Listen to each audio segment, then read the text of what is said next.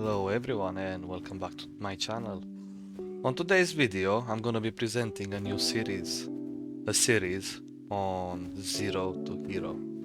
I got inspired by this idea, I need to say, from Exile Cut and Mage Fist. I really liked the idea before, so I just thought to give it a go and see what happens.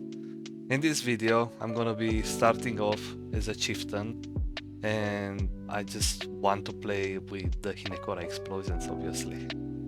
At the beginning, we just started with the lab. We tried to get some lucky gems, hopefully, but in this video, you're gonna be seeing how everything turned out. Now, itself, to start with, the build was really tanky. I enjoyed playing with it. We did rely on the explosions a lot, which was not bad, to be honest. I mean, I did play worse builds than that, but the bouncing was never great. But in comparison, the mapping was excellent. Here you can see me just having my first big drop, which is a Pyroclast mine. I got it from the lab, and it got sold for 120 divines. And we started doing some shopping straight away. During the video, you're gonna see that it's basically starting as a budget build, started with 0 currency, and we're just working our way up. Those are all like really good items, really good stuff that we're using for the, let's call it Hinekora warrior. Usually the flask are just really important, and I don't know why I skipped it for so long. I start with the cane of Hallmark because it's giving you some very good modifiers, and I think it was very cheap. I mean, I did get like 70% fire damage and spell damage on it. So yeah, I think it was a really good buy.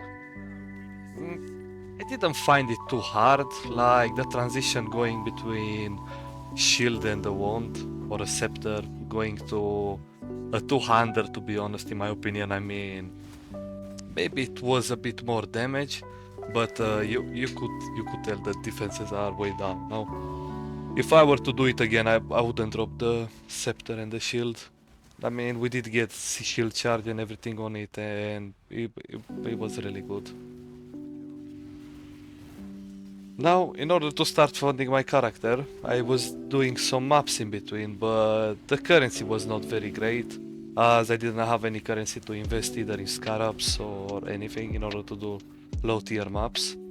So what I thought I'm gonna start doing is just gonna do trials, try to get as many transfigure gems as I can.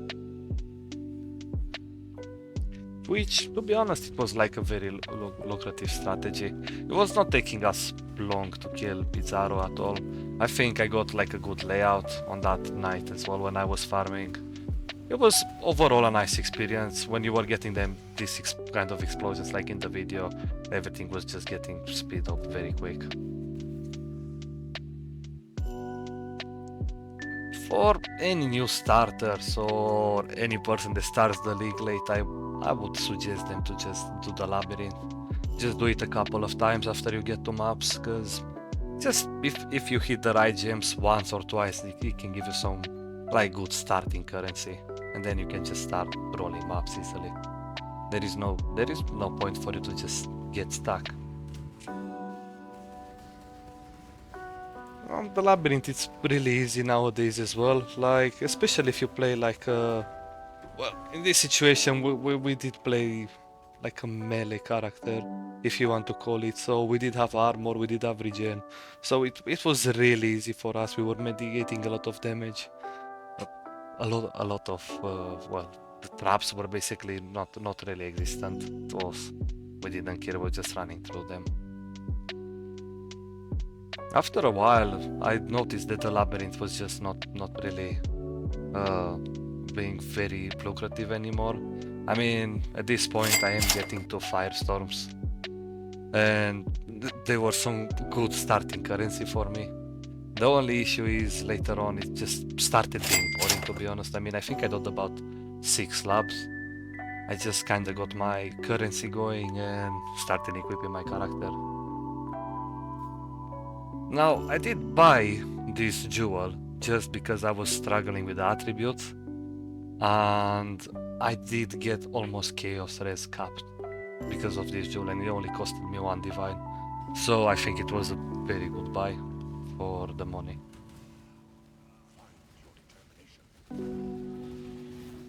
I did try to use Firestorm or Pelting, and sometimes it was working better than Body Swap before. I mean, going back on it now, I don't think I would use Body Swap again, but it just seemed like a really good idea. Back when I used it in Affliction League, people would play Body Swap of Sacrifice with the Dark Marionette, but only later after I started the series, basically, I noticed that the Dark Marionette got nerfed, and it takes it like 3 seconds now to revive, so it wouldn't really be working like it did back in Affliction. And I kinda dropped the idea. Just carried on with the Firestorm. But yeah, as I said, not long after, I mean, I kinda noticed that the drops were not very great. As I say, the labyrinth can get really boring, to be honest. If you don't have like a special character only made for it, there are these kind of like speed lab runners, the same way they look, and they look like for heist kind of thing, where they just run to it in like 2 minutes, and it's not really worth it. Here we are buying the items to get ready and transition into a cast when stand build, which should be more tanky and, well, more like one button playstyle, just more relaxing.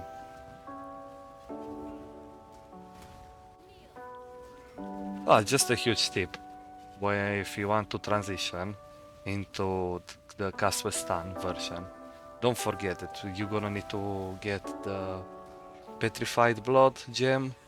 So I was just reading through it through YouTube just earlier, and it's way better for you to do it when you're buying the gem, to just buy a 20/20 straight away, because if you're gonna just start with a level 1, it can be way worse.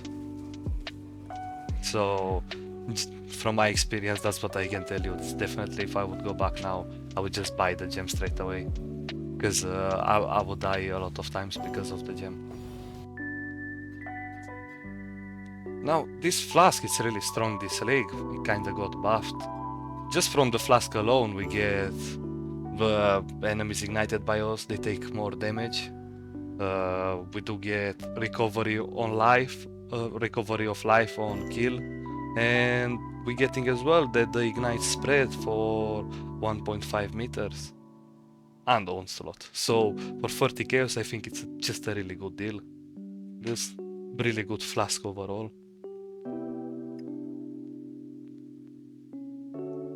Here I'm just trying to 6-link my new armor that I got a lucky corruption on, just to do it on more of a budget, like, other than doing it the classic way, and not, I don't know, costing me more than 2 divines. This costed me maybe not even half.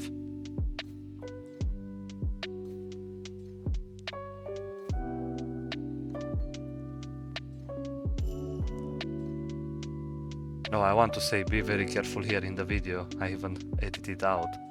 Don't do it like me, and don't link it with LE focus, because you're not gonna be able to ignite anymore with your spells. Well, anyway, the spells that are linked to LE focus, so you don't want to do that. I just had it from my Righteous Fire earlier, and I was not thinking what I'm doing, and I just equipped it. But I noticed after a few maps, and I took it off. Now, this is the time when we're transitioning into Fulcrum. This is what I was looking to. This is how I kind of planned out the build. This is what I wanted it to be like. So we did kind of already have a rough idea that we're gonna be a Fulcrum Chieftain at the end. It's just because I want more of a, I'm gonna call it more of a zoomy playstyle.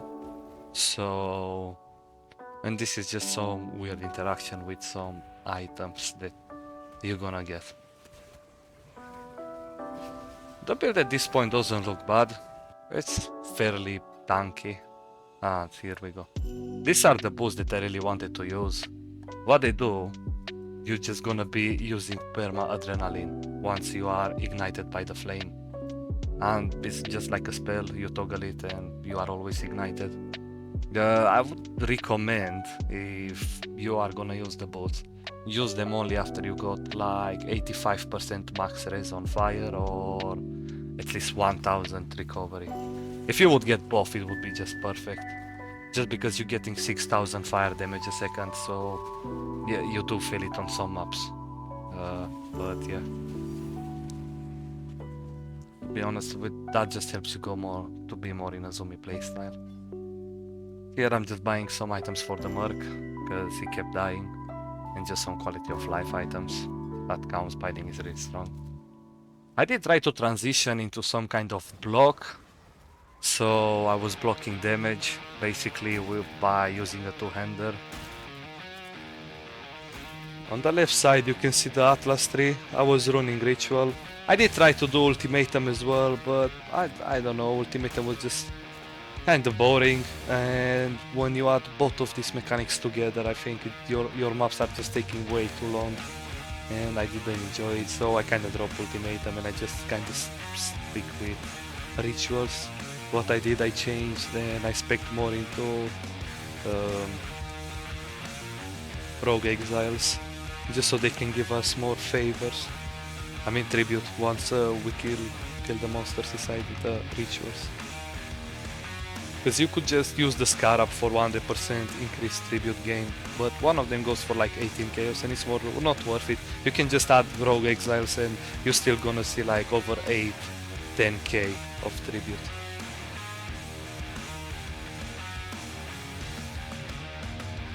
At this point I was really happy with the build. These are already kinda high tier maps. Yeah, it's a tier 16 on the tower. Everything was going smooth. Just going quick.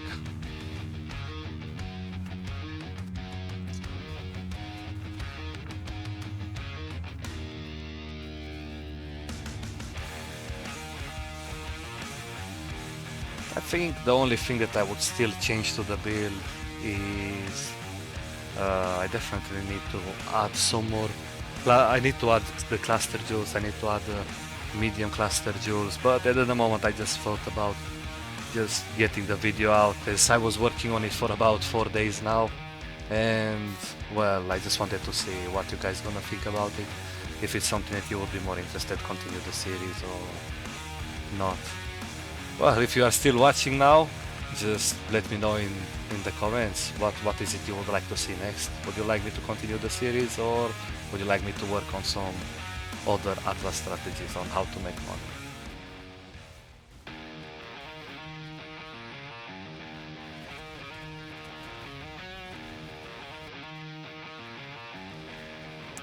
Ah yes, this is the bad thing about the Chieftain. I just spent about 2 minutes there trying to fight that boss, and then he finally go out of the circle so I could activate the ritual, just so I could get the explosions going so I can kill it. It's a good build and it's fairly tanky, but it does get really annoying when you go to the last boss and stuff like this is happening, because well, just you're gonna be stuck there for a while till you're gonna trigger the explosions, which is 5% chance. But what is helping us out is the Penance Mark ring that we got. So whenever we curse the enemy, we are just summoning some phantasms. Oh, the Defiance of Destiny, this was like the biggest QOL I got in the build. Like, once I got it, I could definitely tell I got way more tankier. I wouldn't be dying that often. You still die with this build sometimes. Yeah, and we just got a 58% blood notch as well, because we used to have a 43% before. It's worth it. Now you can see, yes, I really spent 12 minutes trying to beat the Ether.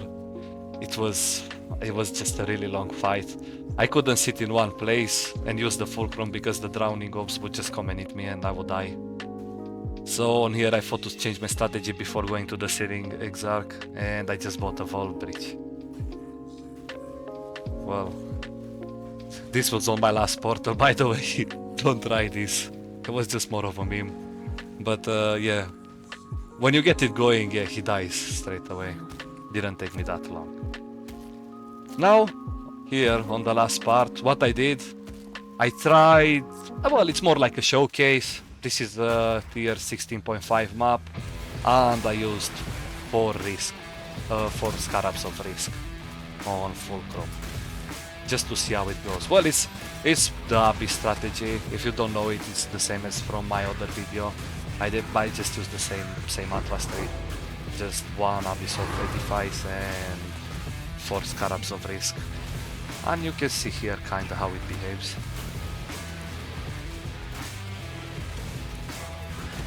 I think overall it was really good. My tip for you, it would be regarding the map modes that you're running. I mean, the build can't run all map modes, so it's just a give and take. The thing is like, so what happens with the Scarab of Risk? You can run random modifiers.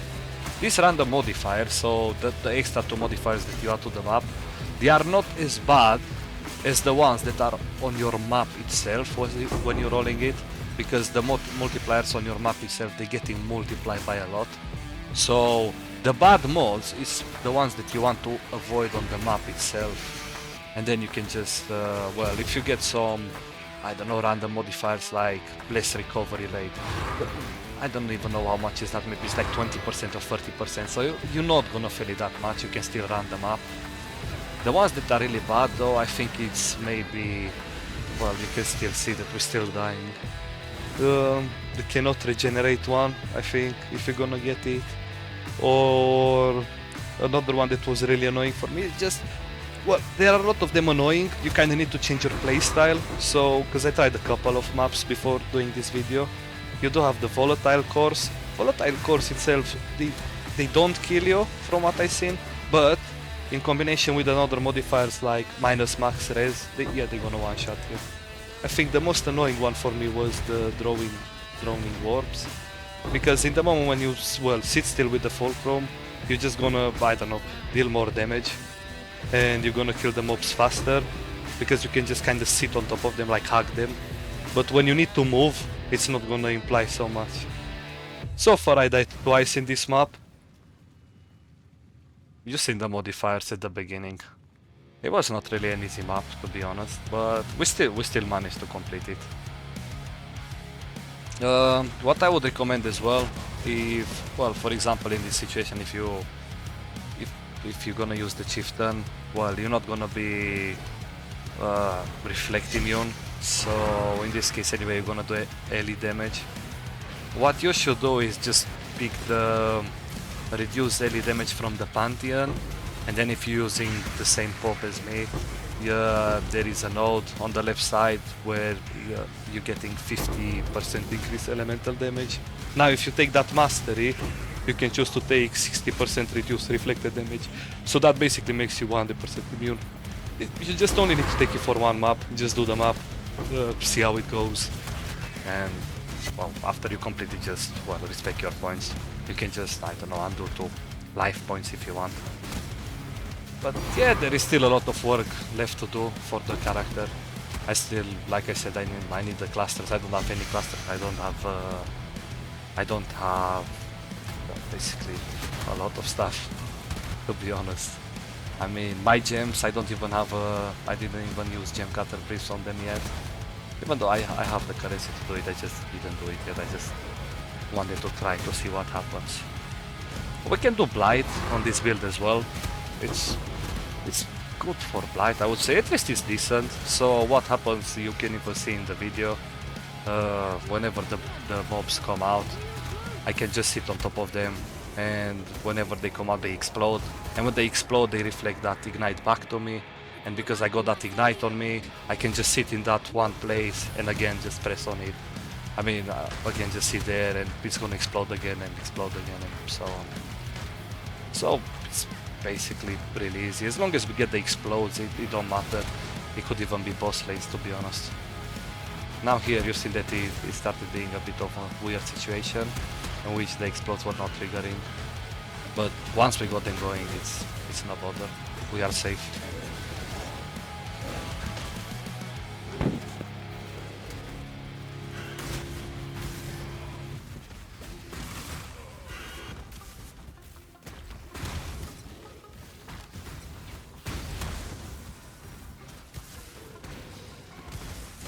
So far the build costs under 20 divines, I would say, from what I invested in it.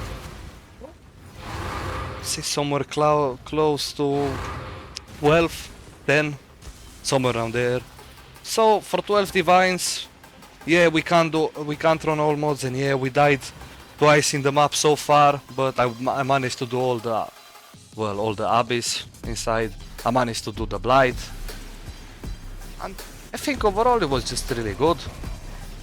I did get the caster mastery as well on the build, just to make it easier, and I'm using Unearth just to trigger it. And Unearth is really good. Like, I don't think it's that clunky. I don't really feel like I'm stopping myself so much. It's really worth it. I did wanted to try first to use like a cast when damage taken gem and see if I can trigger it like this, because I'm constantly taking damage from my bots. You know, being flame touched or whatever the skill is called. But unfortunately, it doesn't work like that. It doesn't trigger. So basically, I just give up on the cast when damage taken idea and just use, well, life tap on it, and that's it. And I can trigger it as much as I want. I think my tip for me would be, at this budget, whenever you do Abyss or whatever you're doing, if you're gonna really do Scarabs of Risk, if this is what you want to do in order to gain a lot of currency, because you get a lot of currency in this kind of maps, just don't sit still, just keep moving, just come and loot later. Honestly, you can do most of the maps, even with the bad mods, with the volatile cores and with the drawing ores. Just don't stop, just keep moving all the time. I know it's a bit weird, but yeah. Or in the case you don't want to do it, well, it's still fine. But this was just more like a test. As I said, there is still a lot of work to be done. And I always hate when this happens on the boss, but look, ignites are strong. Well, thank you guys for watching, and see you later.